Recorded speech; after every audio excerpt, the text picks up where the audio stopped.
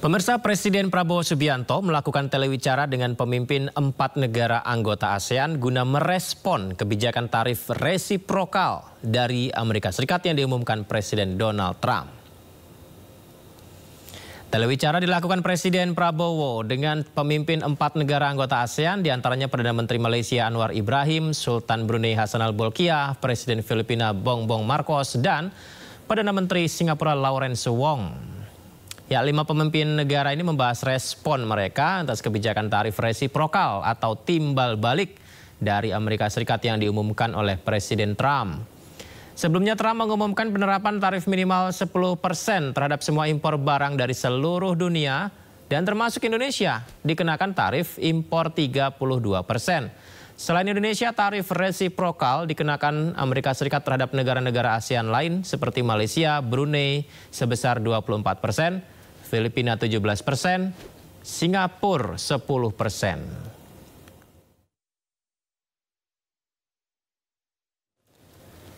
Namun Presiden Prabowo Subianto menyebut Indonesia tidak takut akan perang dagang. Indonesia siap berdialog dengan sejumlah negara termasuk Amerika Serikat. Indonesia meminta untuk dipandang setara oleh negara-negara lain.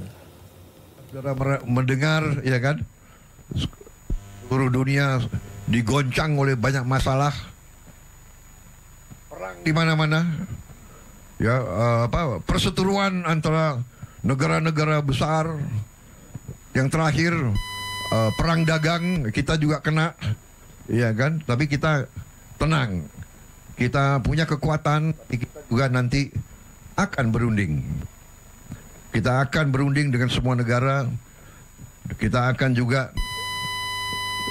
buka perundingan sama Amerika. Kita akan menyampaikan kita ingin hubungan yang baik. Kita ingin hubungan yang adil. Kita ingin hubungan yang setara. Jadi kita tidak ada masalah. Resiprokal. Jadi apa yang mereka minta, kalau masuk akal, wajib juga kita hormati. Ya. Pemimpin-pemimpin Amerika memikirkan kepentingan rakyat Amerika. Kita memikirkan kepentingan rakyat kita. Tidak perlu ada rasa kecewa, tidak perlu ada rasa khawatir. Kita percaya dengan kekuatan kita sendiri. Kalaupun ada tantangan, ya kita hadapi dengan gagah, dengan tegar. Mungkin ada berapa saat, tapi kita yakin bahwa kita akan bangkit dengan tingkat yang baik. Dan Menko Perekonomian Erlangga Hartarto hari ini mengumpulkan sejumlah pejabat serta pengusaha membahas kebijakan tarif impor resiprokal Amerika Serikat yang ditetapkan oleh Presiden Trump. Erlangga membahas kebijakan tarif timbal balik ke Amerika Serikat bersama dengan sejumlah pejabat dan pengusaha yang tergabung dalam berbagai asosiasi.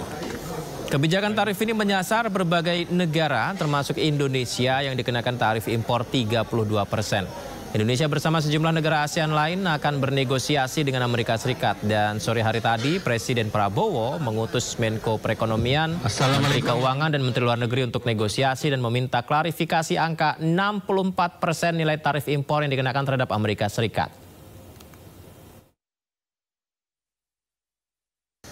Nah, oleh karena itu penerapan tarif ini tentunya bagi Indonesia ada beberapa sektor utama yang terkena, yaitu food and apparel, karena itu juga menjadi andalan ekspor Indonesia.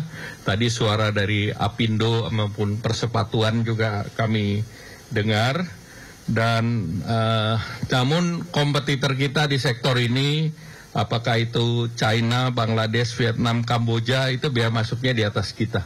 Jadi itu juga menjadi pertimbangan, shifting produk itu juga kita perhatikan. Kemudian juga bagi Indonesia itu another kesempatan juga karena marketnya itu besar di Amerika. Kemudian kedutaan besar di Indonesia juga sudah melakukan komunikasi dengan USTR dan tentunya dalam waktu dekat USTR menunggu proposal konkret dari Indonesia. Dan tentu hari ini kami selalu berkomunikasi dengan Bapak Presiden Prabowo. Ya, tarif impor baru membuat 150 lebih kepala negara harus negosiasi ulang tarifnya dengan Amerika. Sementara di dalam negeri kita, sejumlah kebijakan harus dibuat. Lantas seberapa optimistis Indonesia dapat bernegosiasi dengan Amerika? Lalu sebenarnya apa efeknya pada ekonomi dan perdagangan saham di Bursa Efek Indonesia akan dibuka besok? Kita bahas bersama Sekretaris Umum Asosiasi Pengusaha Indonesia Apindo Aloysius Budi Santoso dan hadir pula ekonom LPMUI Muhammad Dian Revindo. Saya sapa narasumber istimewa saya. Selamat malam Bapak-Bapak sekalian, apa kabar? Selamat malam, baik Pak Yudi. Selamat malam Mas. Baik. Terima kasih. Terima kasih sudah bergabung bersama kami. Saya ke Pak Aloysius dulu. Pak, ini apakah yang diwanti-wanti pengusaha Pak agar supaya tidak terjadi tapi akhirnya terjadi juga? Jadi apakah sudah diprediksi Amerika menurunkan kebijakan ini Pak? Iya, sebetulnya sebelum tanggal 2 ya atau tanggal 3 kemarin itu waktu sebelumnya sudah ada berapa diskusi-diskusi kami dengan pihak pemerintah dan kita sudah memprediksi hal ini akan terjadi karena ini kan memang strategi Trump jilid pertama ya, dan dia konsisten dari semua sejak kampanyenya dia mau mengutamakan yang namanya trade balance defisitnya 0 di budgetnya. Hanya memang kemudian seberapa besar bagaimana menghitungnya itu cukup mengejutkan. Tapi ini suatu yang sudah kita duga. Tapi lebih daripada dugaan kita yang keluar angka-angkanya dan cara menghitungnya dan seterusnya itu yang masih cukup mengejutkan juga buat kami ya dari sektor pengusaha. Kalau kita bicara soal dampaknya dan secara spesifik, kami dengar seperti pengusaha tekstil dan apparel seperti sepatu ini diprediksi paling terdampak. Apakah benar demikian? Sebesar apa Pak sebenarnya dampaknya? Iya, industri-industri padat karya kita seperti apparel ya, kemudian tekstil, kemudian alas kaki, furniture itu ekspornya cukup besar ya ke Amerika karena kita ketahui secara keseluruhan kan ekspor kita ke US adalah yang kedua setelah ke Cina. Jadi ya tentu ini berdampak sangat signifikan ya. Di luar kasus ini pun saya kira Mas Yudi udah tahu bahwa kita beberapa bulan ini udah digunjang-ganjing terpaksa harus tutupnya beberapa pabrik padat karya kita dan seterusnya karena berbagai macam masalah. Nah tentu ditiba dengan hal ini akan menjadi lebih challenging lagi. Pak Revindo, ini saya sambil melihat data-datanya Pak. Bursa Jepang ambruk 6,2%, Hang Seng jatuh 8,4%, Bursa Shanghai jeblok 3,52%. Nah kalau kita lihat data-data ini Pak, sangat mengkhawatirkan. Apakah IHSG kita juga akan jatuh pada sesi pertama pembukaan? Ya, sebelum ke IHSG ya, kita harus melihat dulu mungkin apakah langkah yang dilakukan oleh pemerintah ini dapat dipandang positif oleh pelaku dunia usaha. Saya ingin menggarisbawahi tadi, sebetulnya apa yang disampaikan Pak Prabowo itu tadi adalah langkah pertama dari prinsip negosiasi. Di prinsip pertama negosiasi adalah aim high. Kita harus pasang posisi kita tinggi supaya nanti setara di meja perundingan. Walaupun nanti di belakang kita menyiapkan kompromi yang besar. Itu tadi sebetulnya statement Pak Prabowo, kita tidak takut dan segala macam adalah prinsip pertama dari negosiasi. Yang penting prinsip keduanya, ketika kita aim high, di belakang kita menyiapkan ruang kompromi yang luas. Itu pertama. Kedua, kalau bagaimana pelaku usaha membaca nanti Pak Budi yang lebih paham. Tapi menarik, tadi 4 negara yang diajak bicara oleh Pak Prabowo, kalau kita perhatikan ya, Malaysia, Brunei, Singapura, kemudian Filipina, adalah negara-negara yang tarifnya lebih rendah daripada Indonesia, tarif resiprokalnya. Ada apa? Itu bukan suatu kebetulan loh sebetulnya. Kalau perang dagang periode pertama, itu yang kena tarif tinggi hanya Tiongkok, yang lain tidak. Maka itu, perang dagang periode pertama Indonesia berhasil memanfaatkannya. Walaupun tidak segesit Vietnam, tapi tidak memanfaatkannya sehingga ekonomi kita selamat. Mulai dari pasar keuangan, pasar modal, sektor real masih selamat. Dengan cara apa? Kita menggantikan produk-produk Cina di pasar Amerika dan kita mengundang investasi Cina relokasi yang berorientasi ekspor ke pasar Amerika. Kita dapat 2 manfaat, walaupun tidak sebesar Vietnam. Tapi kalau sekarang situasinya semua kena, gitu ya. Bahkan Indonesia dan Cina ini hanya berbeda 2% tarifnya. Jadi kita perlu strategi yang berbeda. Nah, ada beberapa hal nanti kita bisa diskusi lebih lanjut. Pertama adalah tadi sinyalemen yang disampaikan Pak Presiden sudah tepat, tinggal ruang kompromi yang mau kita siapkan ini apa. Nanti menentukan pelaku usaha membacanya seperti apa. Pertama, respon nilai tukar akan seperti apa, gitu ya. Karena nilai tukar kita ada trade off antara mau jaga daya beli inflasi atau mau menjaga nilai tukar, gitu ya. Kalau kami di LPM lebih suka kita menjaga nilai tukar yang stabil saja. Kalaupun equilibrium baru 17.000 itu akan lebih stabil untuk pasar keuangan, untuk pasar modal dan juga untuk pengusaha seperti Pak Budi. Yang penting ada kepastian di kisaran berapa. Nanti untuk perencanaan dan untuk hedging lebih tepat. Nah, itu akan menentukan bisnis kita. Nah, kemudian juga yang mungkin menarik adalah negosiasi bilateral. Ini nanti dari ada beberapa poin yang kita bisa diskusikan, apa modal kita, apa modalitas kita, apa ruang kompromi kita untuk negosiasi. Karena Amerika ketika menetapkan tarif 64% itu kita lihatnya tidak tepat itu. Kalau kita lihat dari WTO itu tarif kita ke Amerika hanya sekitar 8%. Kok dia bilang 64%? Nah, dia duga kita ada hambatan non tarif. Yaitu ketidakpastian izin impor, ada TKDN, ada devisa hasil ekspor dan lain-lain. Nah, jadi kita nanti pilihannya adalah bagaimana yang menentukan nanti dunia usaha adalah satu, kebijakan nilai tukar kita akan mengendalikan inflasi atau mengendalikan nilai tukar. Tapi saran kami di LPM lebih kepada stabilitas nilai tukar. Kalaupun equilibrium barunya di 17.000, yang penting pengusaha punya kepastian. Kita anggap nilai 17.000 itu adalah equilibrium baru koreksi atas neraca pembayaran kita, gitu ya. Mungkin produk kita jadi lebih murah dan lain-lain. Lalu kedua adalah kita mau melawan Amerika dengan cara apa? Kita negosiasi. Yang dinegosiasikan apa? Tarif atau non tarif. Kalau non tarif kita bisa terpukul industri dalam negeri, ya. Kalau tarif kita bisa membuat preferensi terhadap Amerika saja yang dapat tarif khusus, yang lain tidak, gitu. Itu opsi-opsinya, nanti kita bisa bahas lebih lanjut. Baik, Pak Arifindho dan juga Pak Budi, kita lihat terlebih dahulu informasi berikutnya. Pemerintah Indonesia sebenarnya telah menyiapkan ya Bapak-Bapak ini sejumlah kebijakan untuk hadapi kenaikan tarif impor Amerika Serikat. Kita simak berikut sejumlah jurus jitu yang diungkapkan pemerintah hadapi kenaikan tarif impor Amerika Serikat.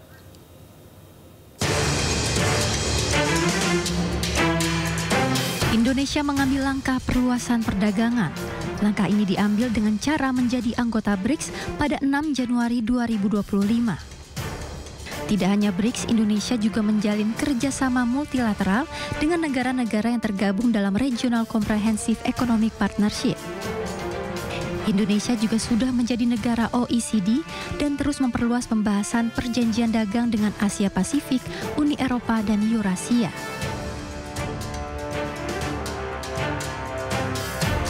Langkah kedua adalah percepatan hilirisasi sumber daya alam dan mengurangi ekspor barang mentah.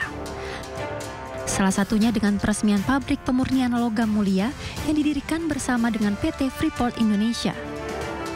Danantara pun dipercaya menjadi lembaga pembiaya dan pengelola sektor strategis minerba, perikanan, kehutanan, dan kelautan.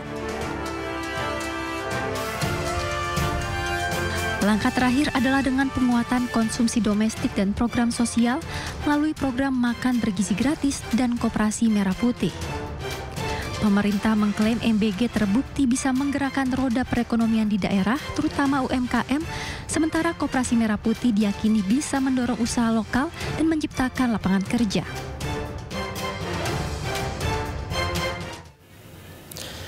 Ya, sebelum ke Pak Budi, saya ke Pak Arifindho kembali. Pak, apakah boleh kita melihat dengan situasi yang ada sekarang ini, justru ada kesempatan perluasan pasar oleh Indonesia yang tidak hanya tergantung Amerika? Ya, tadi memang disebutkan BRICS ya. Tapi kita tahu bahwa BRICS itu bukan kerjasama ekonomi yang konkret. Di BRICS itu tidak ada pembahasan mengenai penurunan tarif. Tidak ada pembahasan mengenai penurunan hambatan non tarif. Tidak ada pembahasan masalah investasi, masalah jasa, tidak ada. BRICS itu sebetulnya kalau kita lihat itu sebetulnya yang diincar Indonesia adalah satu statement, ini kepentingan Global South, bahwa kita punya grup yang kuat secara politik global. Kedua yang diincar adalah pembiayaan dari New Development Banks-nya BRICS. Jadi apakah saya pesimis? Tidak, tapi kalau BRICS mau menjadi penyeimbang belahan dunia utara atau kekuatan Amerika, dia harus kita tidak boleh hanya bicara oke, kita sudah jadi anggota BRICS, tidak, tapi oke, di antara negara anggota BRICS ini kita mau membahas, mau menurunkan hambatan perdagangan apa. Indonesia mau dikurangi tarif, non tarifnya ke Brazil apa, ke Cina apa, ke Afrika Selatan apa. Itu yang menurut saya lebih penting. Jadi kalau saya lihat belum ada pembahasan ke situ. Ini lebih pada statement bahwa kalau Amerika atau blok utara itu mementingkan dirinya sendiri, kita juga bisa meniru mereka. Tapi saat ini belum konkret. Itu kalau BRICS. Kalau OECD, kita sekarang sedang aksesi, tapi syaratnya banyak, Pak. Biasa hubungan dengan negara utara itu, dengan belahan utara itu syaratnya banyak. Ada governance, ada transparansi dan lain-lain. Jadi di satu ada lingkungan dan lain-lain. Jadi di satu sisi itu baik kepada kita, untuk kita memang baik sebetulnya, tapi tidak mudah untuk mencapainya. Yang sudah konkret itu memang RCEP. Ya, RCEP itu perdagangan yang konkret. Itu satu ya. Jadi kalau BRICS dan OECD kita tidak konkret menuju kerjasama perdagangan, itu belum akan jadi kekuatan penyeimbang Amerika. Jadi harus konkret. Kedua, bukan berarti tadi gertakannya Pak Presiden itu bagus, tapi bukan berarti kita akan meninggalkan Amerika. Tadi Pak Presiden juga bilang kita siap negosiasi. Nah, jadi menurut saya memang ini waktunya untuk negosiasi bilateral, karena kita tahu kalau kita cek trade war periode 1, Mas Yudi, sebetulnya tidak berhasil loh Tiongkok itu mengurangi defisit neraca perdagangannya. Defisit neraca perdagangan itu Tiongkok itu sebelum sampai Trump terpilih itu dengan Tiongkok itu 400 miliar dolar 2024. Dengan rest of the world 1 triliun dolar. Tidak berhasil. Jadi Amerika juga tahu bahwa tarif itu bukan alat yang baik untuk mengurangi defisit perdagangan mereka. Kenapa?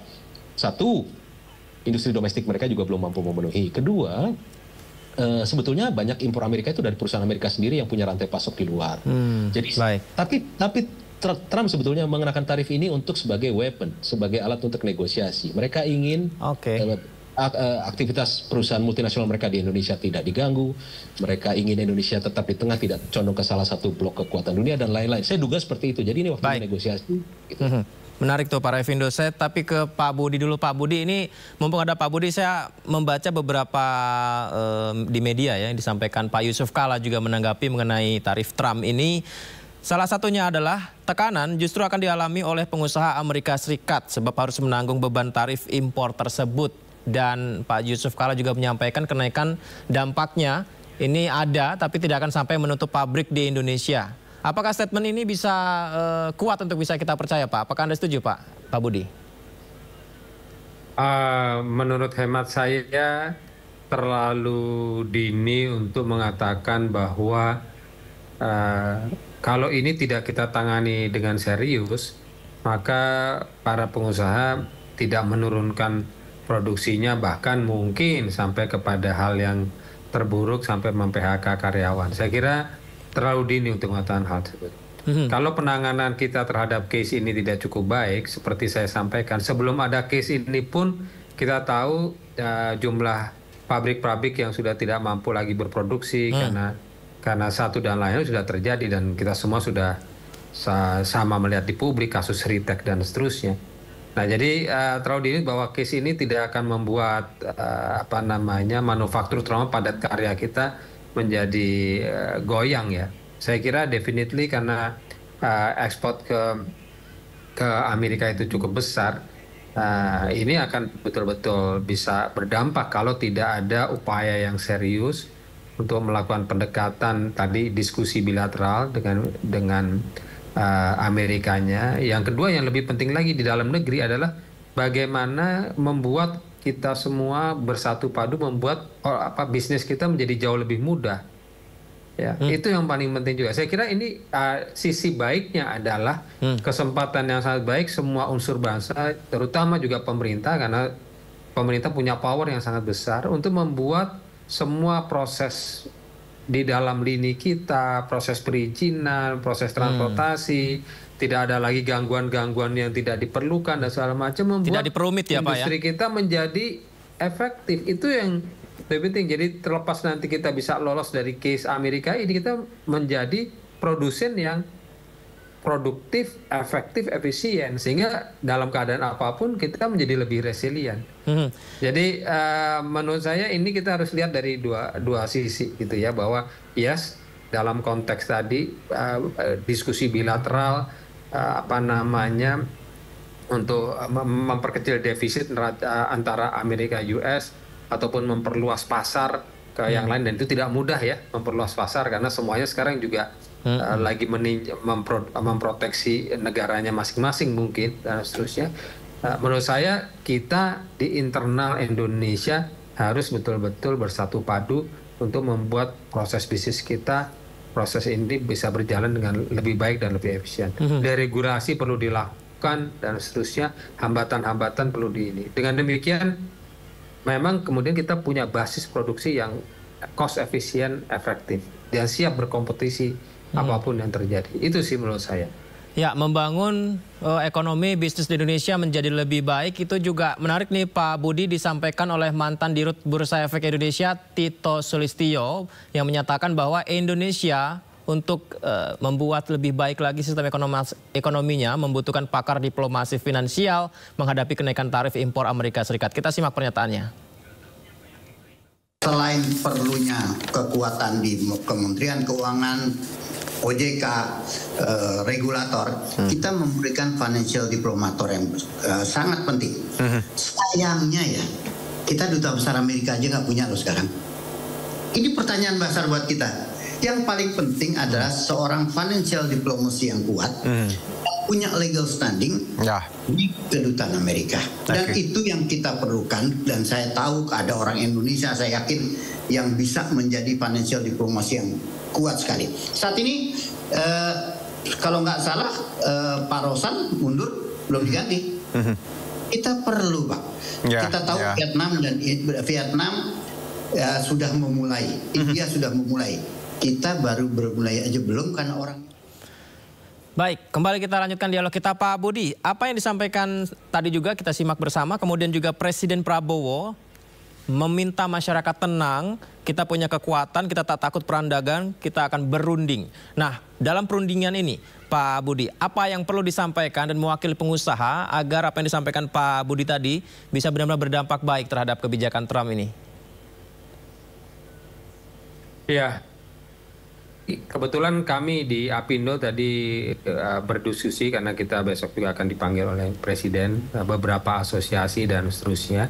Satu adalah kita siap misalnya untuk meningkatkan import beberapa produk dari Amerika untuk memperkecil defisit perdagangan antar kedua negara. Selama kemudian itu kemudian secara reciprocal juga kita bisa mendapatkan advantage-nya dan seterusnya gitu ya. Jadi kita sudah memetakan produk-produk apa yang kita sebagai pengusaha siap untuk memperkecil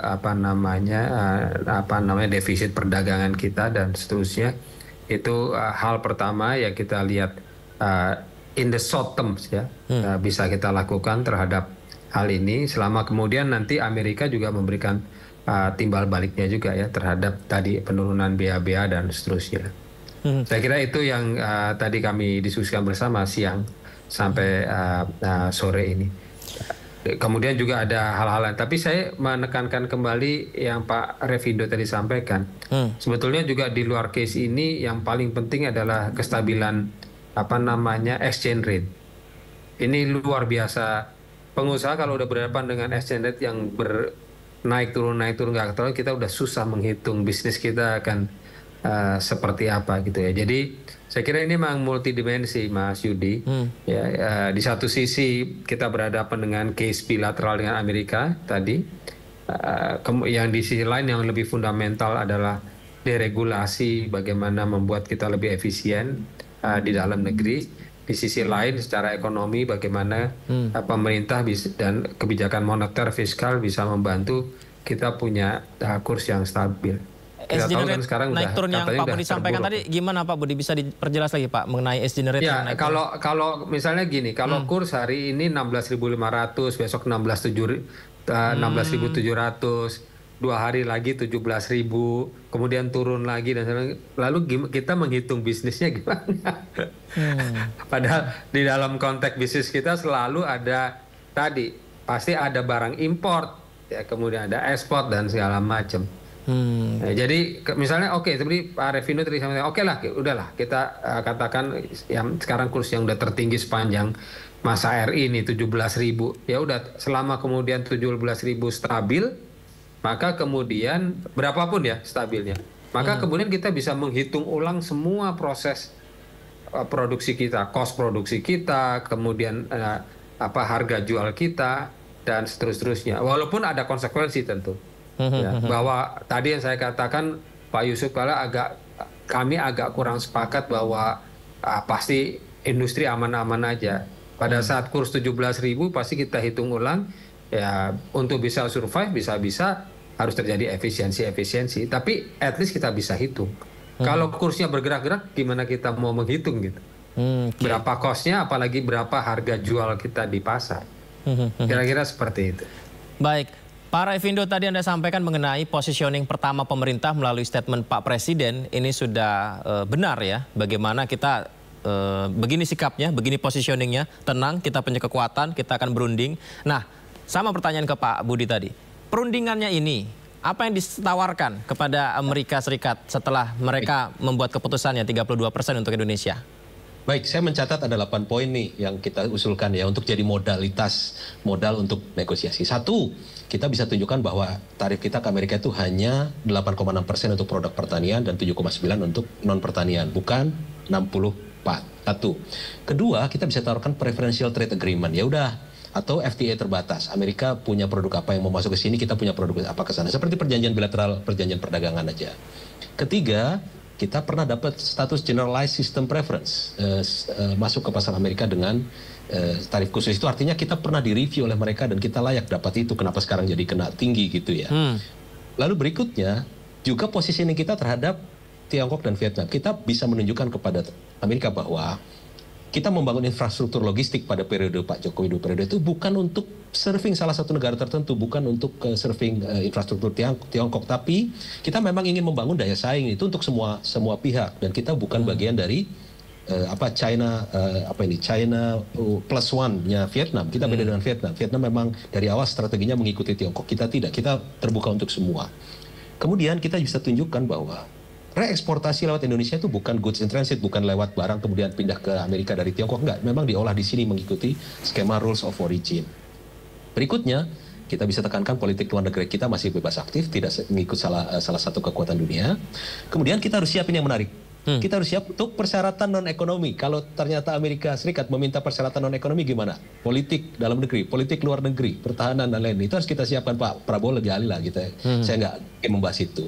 Lalu terakhir, yang juga penting bisa kita sampaikan ke Amerika bahwa perdagangan barang mereka memang defisit dengan Indonesia 19 miliar dolar, tapi perdagangan jasa mereka surplus loh.